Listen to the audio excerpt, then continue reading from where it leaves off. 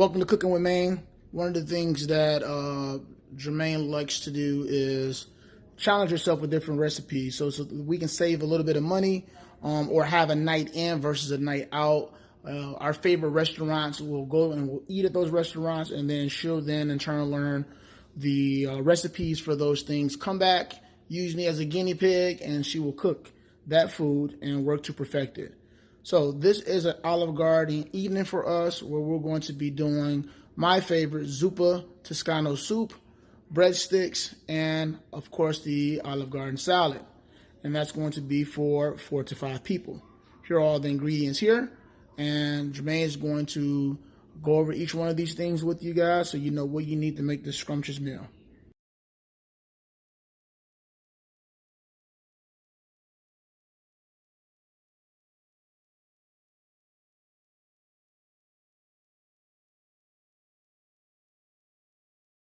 All right, hi guys, I'm Maine. So we like to choose the restaurants that we already eaten, and I like to challenge myself, like he said, to see, if I can do better or just the same.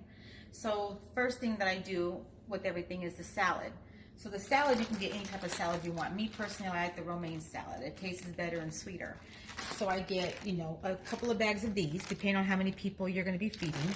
And then you put your vegetables in it and your fruits. And so you put your tomatoes. So I cut up tomatoes and dice them, put them in there.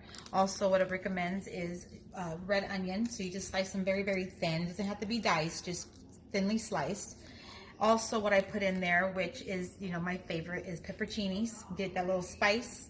Put at least, just enough to put in there for people to have at least 2 or 3 in their salad. Usually I'll make this salad, the dressing by myself, but today I feel like getting kind of lazy, so I'm going to do just by the Olive Garden Italian salad dressing. When you put it in there, just make sure it's, soak enough to where, the salad and everything is, a little bit drenched.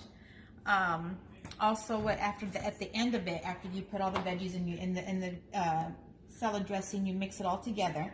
Then you add your Parmesan cheese. You add your Parmesan cheese, and then you put your croutons.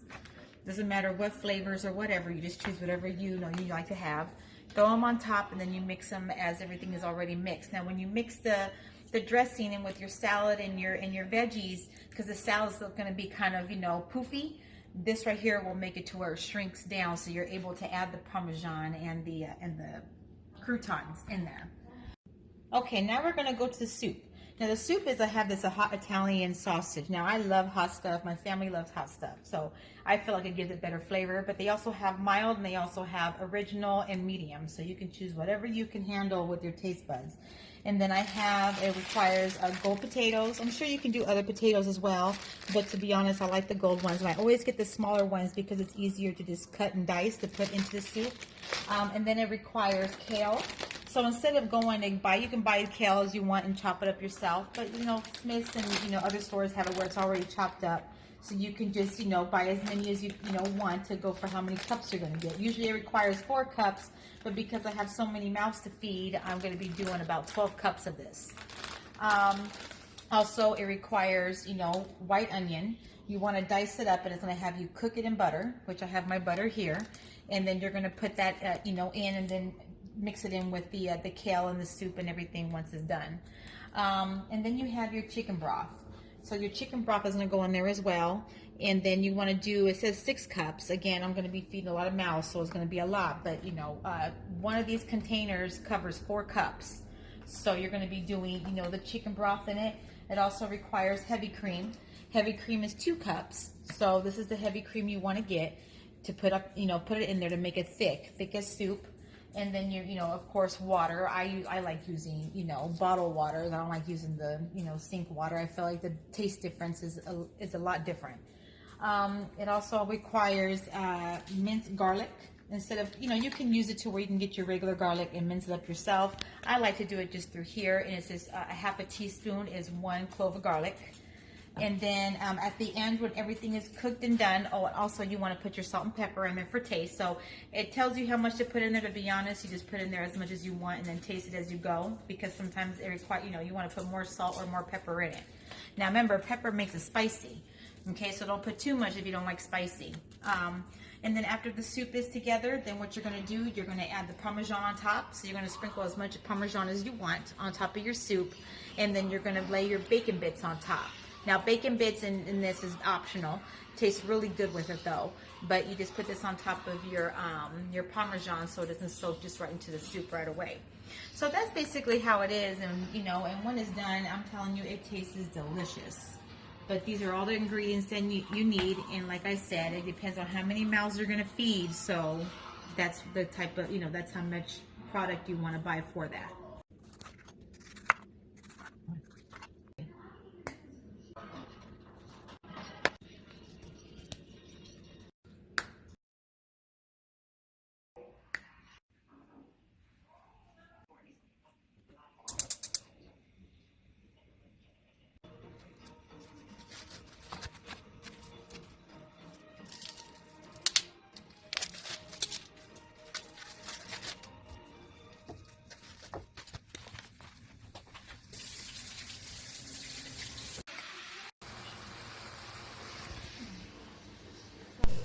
Peace.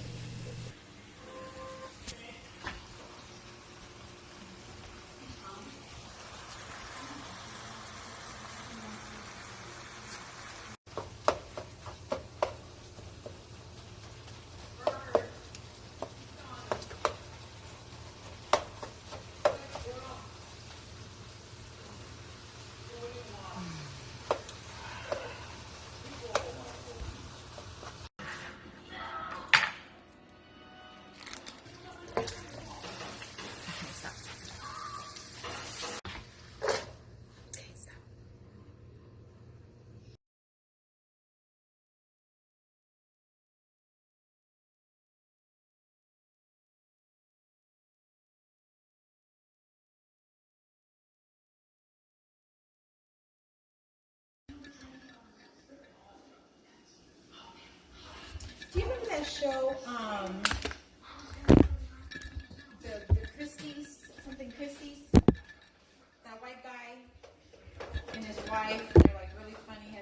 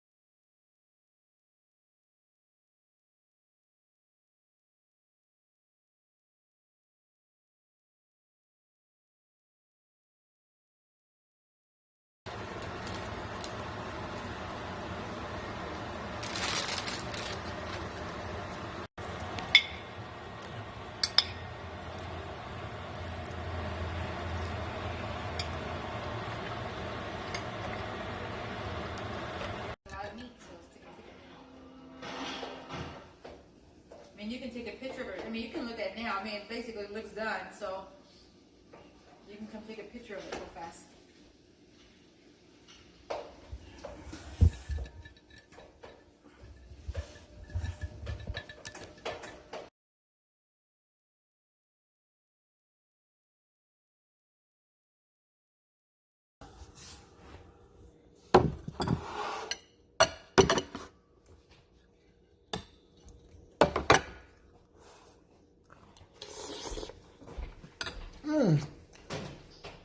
very Italiano. I'm back in Italy again. Italiano. Very, very good.